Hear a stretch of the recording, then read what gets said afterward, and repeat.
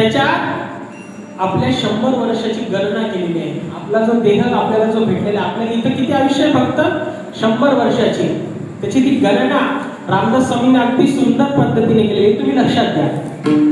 10 वर्ष बालपण, 20 वर्ष तारुण्य, अंगी भरला मदन, मग तो कैसा सावधान, सावध सावधान वाचे वदा नारायण. 10 वर्ष काय? 10 वर्ष बालपण, 20 वर्ष तारुण्य, अंगी भरला मदन, मस्ती असते. माणूस देवाला देत नाही, आई वडिलांची सेवा करत नाही, तेव्हा एक वेगळाच धुंदीत असतो. तेव्हा तो सावधान होतो का? नाही. 30 वर्ष होती, धनदार पुत्र भागे लागती, त्यासी हसती कारटी, मरतो पैसा परमार्थी, सावध सावधान वाचे वदा नारायण. किती? 30 वर्षात काय काय मागं लागतं? धन, दारा आणि पुत्र. 30 वर्षात लग्न होतं, शिवमंगल सावधान. 30 वर्षात लग्न होतं, बायको मागं लागते. नंतर घरात बोलायला काहीच नाही, बाहेरच कीर्तन करत हिंडावं लागतं. आता वर्ष 40 झाली, डोळा 40 आली, नेत्रास धूळ पडली, काय दुरान जवळी, सावध सावधान वाचे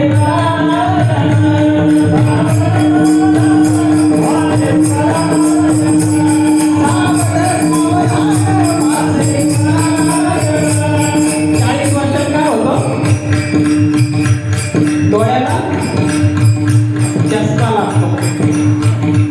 जवळचं दिसत नाही हो, जवळचं. जवळून चाललेला म्हातारा म्हणतात, त्या म्हातारी म्हणतात कोणाची एक आहे का ही? काही गरज असते का? 40 वर्ष.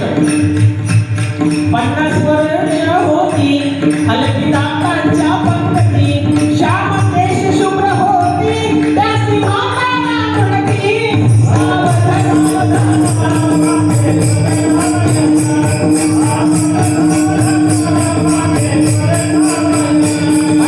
सावध राजीनामा देऊ लागतात. आणि आपले केस हे कसे होतात? पांढरे शुभ्र होतात. तरी सुद्धा आपल्याकडे उपाय काय? त्याला माणूस प्रत्येक ठिकाणी काढून टाकण्याच्याच मागे, म्हणजे केस गैरसमज करून घेऊ नका. साठीची बुद्धी नाठी, मग हाता आणि काठी, वस वस लागे पाठी, त्यासी हसती कारटी, सावध सावधान वाचे वदा नारायण. 60 वर्षात काय होतं? बुद्धी काम करत नाही, मनात घरात बाहेर असं मन विचलित होत असतं. साठीची बुद्धी नाठी, मग हाताला काय येतं? मग हाता आणि काठी. मग घरचे काय म्हणतात? अहो त्या धरणे काकांनी सप्ताह ठेवलाय ना, स्मशान मारुतीला जा ना, बसा ना तिथं, ऐका ना कथा. कोण म्हणतं घरचे? वस वस लागे पाठी, त्यासी हसती कारटी, सावध सावधान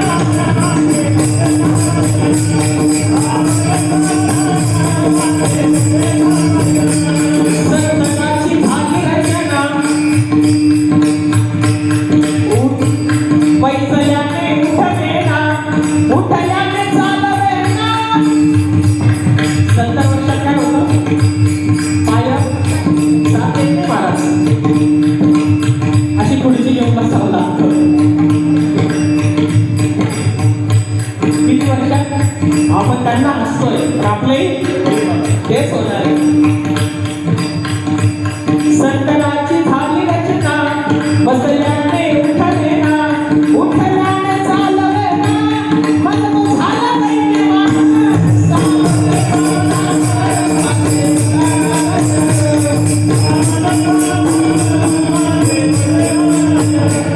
चार वीस मिळून 80, मग तो झाला अपयशी. 80 वर्षात काही होत नाही. आणि माझी विनंती आहे, ज्यांचं 80 वय जर चालू असेल त्यांनी लग्न जुळवण्याच्या भानगडीत पडायचं नाही.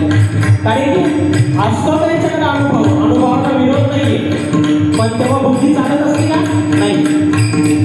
4 20 80, मग तो झाला अपयशी. पाण्याची मछली कैसी, जीव होता माझा विसी.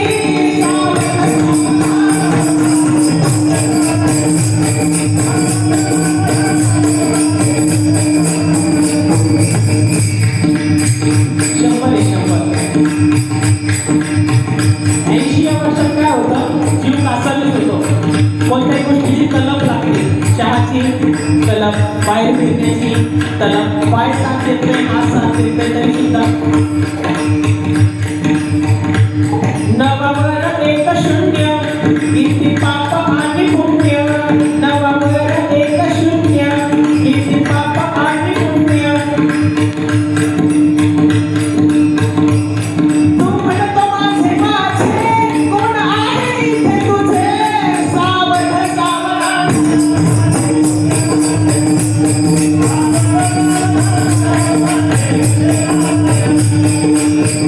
रामदास स्वामींचा हा अभंग आहे, पण याच्यात त्यांच्या भक्ताचाही अभंग आहे. त्याच्यात एक चरण आले, नवावर एक शून्य. ताई कसं म्हणतात, आता वर्ष झाले 9 बदल, बोलवे न केलं शब्द. सावध सावधान,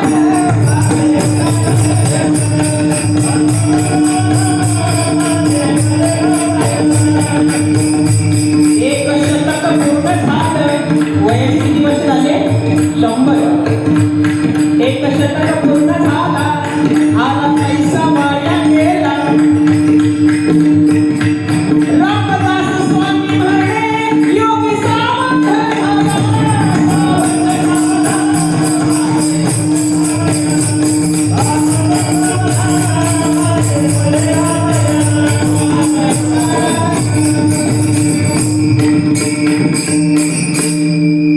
आले लक्षात. 100 वर्षात आपल्या आयुष्यात काय काय घडतं.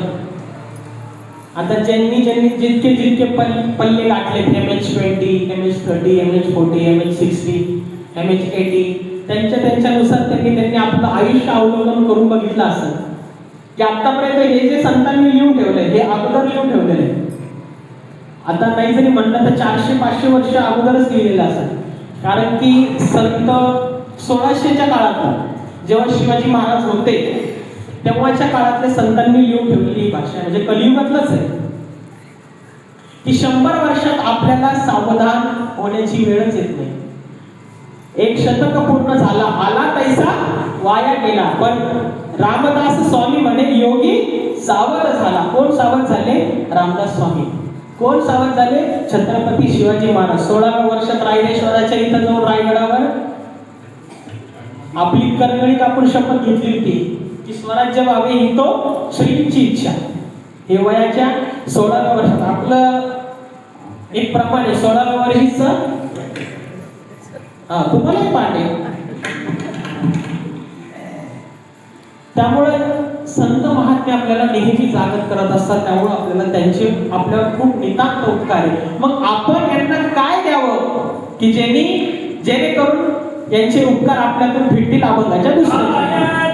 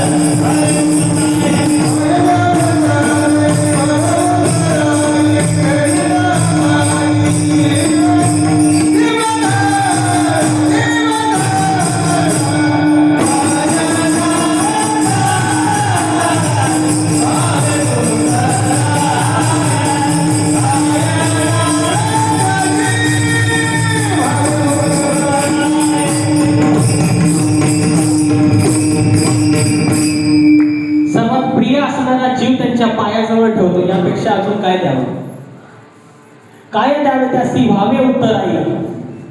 कोणतीही गोष्ट करत असताना त्याची फलश्रुती आपण बघत असतो. आपण व्यावहारिक माणसं आहोत. आपण कोणतीही गोष्ट करण्या कीर्तनाला जातोय, ठीक आहे, आपल्याला काय भेटेल? अधिक मासात तुम्ही कीर्तनाला येताय, तुम्हाला काय भेटतंय? पुण्य. जो कीर्तनकार कीर्तन सांगतोय त्यालाही तेवढंच पुण्य, जो वाजवतोय त्यालाही तेवढंच पुण्य, जो चटाईचे दोरा उधळतोय त्यालाही तेवढंच पुण्य भेटतं, आणि जो इथं मंडप झाडतो त्यालाही तेवढंच पुण्य. ही वारकरी संप्रदायाची संहिता आहे की इथं सर्व समसमान आहे. इथं कोणी श्रेष्ठ नाही, कोणी कनिष्ठ नाही, कोणी मध्यम नाही, कोणी वरिष्ठ नाही.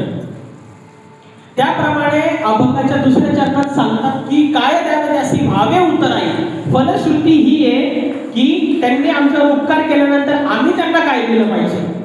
तर तेव्हा सर्वात प्रिय आपल्या आयुष्यात जर आपल्याला काय असेल, आपल्याला बायको प्रिय नसती, पैसा प्रिय नसतो, काहीच नाही, वेळ आल्यानंतर आपण आपला जीवच वाचवत असतो. त्यामुळे सर्वात प्रिय गोष्ट कोणती असते? आपला जीव आहे. तो जीव मी माझ्या संतांच्या समोर अर्पण करतो, असा अभंगाच्या दुसऱ्या चरणात सांगता. आणि तिसऱ्या चरणात सांगत असताना की संत हे जे उपकार करतात त्यांची भाषा, त्यांचं वागणं हे वेगळं असतं अशातला भाग नाही. अगदी सहज बोलले जातो. शास्त्रात एक पुराणात एक उदाहरण येतं की जेव्हा नाथ महाराजांना आपला अवतार संपवायचा होता, काय असतं, तुम्हा आम्हाला जन्माला यावंच लागतं आपल्या कर्मानुसार, देवाला आणावं लागतं. संत हे स्वइच्छेने येत असतात आणि स्वइच्छेने जात असतात. जेव्हा नाथ महाराजांना वाटलं की आता माझा काळ पूर्ण झाला, मी आता गेलं पाहिजे, तेव्हा आपल्या आसनावर ज्या मुलाला ठेवलं, गावबा, फक्त कोणत्या अभिलाषेने आला होता तो? पुरणपोळीच्या, की मला फक्त नाथांच्या घरी दररोज पुरणपोळी यायची. सर्वात श्रीमंत संत जर कोण असेल माझ्या वारकरी संप्रदायात ते नाथ महाराज. तसे जगद्गुरु संत तुकाराम महाराज सुद्धा श्रीमंत होतेच बरं का, ते सुद्धा श्रीमंत होते. पण जगाच्या कल्याणात संतांच्या विभूती देह कष्टविती परोपकारी ऐसी कळवळ्याची जाती करी लाभाविन प्रीती. लाभाविन प्रीती जर कोणी आपल्यावर जर निष्काम प्रेम जर कोण करत असेल तर ते संत करत असतात. जेव्हा दुष्काळ पडला होता तेव्हा आपलं सर्व धन धान्य ज्यांनी वाटून दिलं तेव्हा ते भिकारी झाले. मी भिकारी पण हा शब्द वापरणार नाही, कारण त्यांच्याच अभंगात हा शब्द आहे, होईल भिकारी पंढरीचा वारकरी.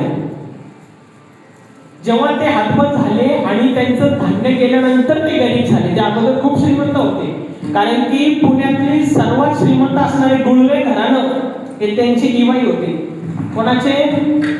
बोल्लोबा महाराजांचे.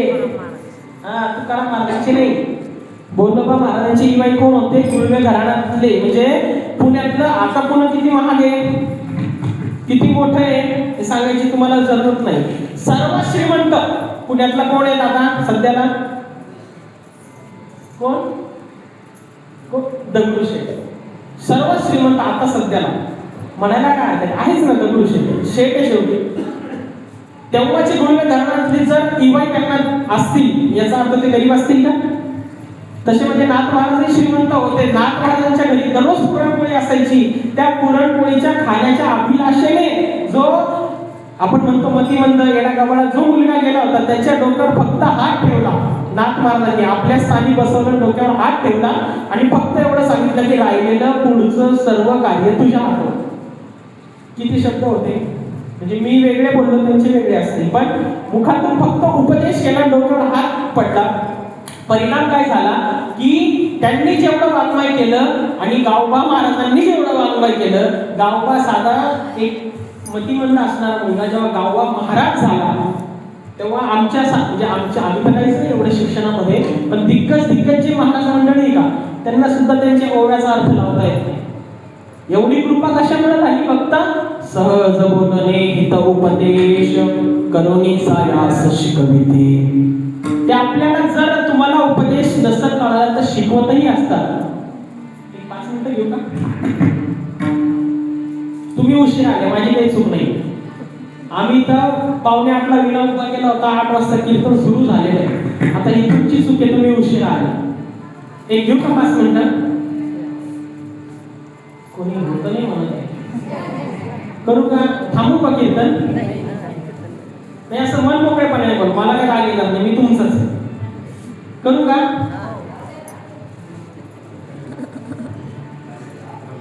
नाही एवढं नाही 11 पर्यंत नाही. करुणी सायास शिकविते. एकदा काय झालं, एक पोपट एका वाण्याकडच्या दुकानात होता.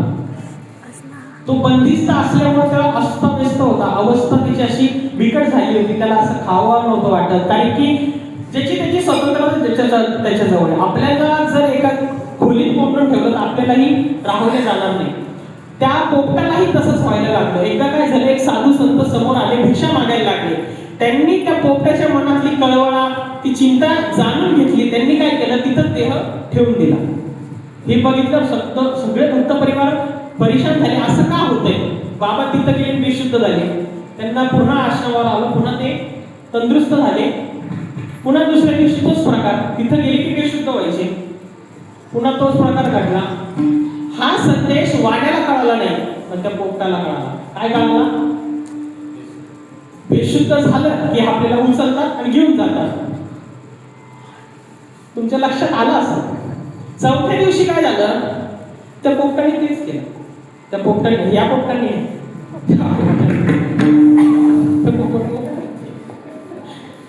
त्या पोपटाने काय केलं, बेशुद्ध होण्याचं नाटक केलं. मालकाला काय वाटलं, तो मालक ठेवल का त्याला पिंजऱ्यात? मालकाने जसं त्याला पिंजऱ्यातून बाहेर काढलं आणि त्याची तब्येत बघायला असा हात केला आणि त्याला विचारायला लागला की तुझी तब्येतीला काय झालं. त्याला दाणा खाऊ घालायला लागला, पाणी खाऊ घालायला लागला. तुम्ही पण बघताय ना, तो राहिला असेल इतक्या वेळ, तो काय झाला, उडून गेला. तसं संत हे कधी कधी कृतीतूनही आपल्याला शिकवतात की करुणी सायास शिकविती. असे जे संत आपल्याला शिकवतात ते आपल्याला कसे सांभाळतात, अभंगाच्या शेवटच्या चरणात.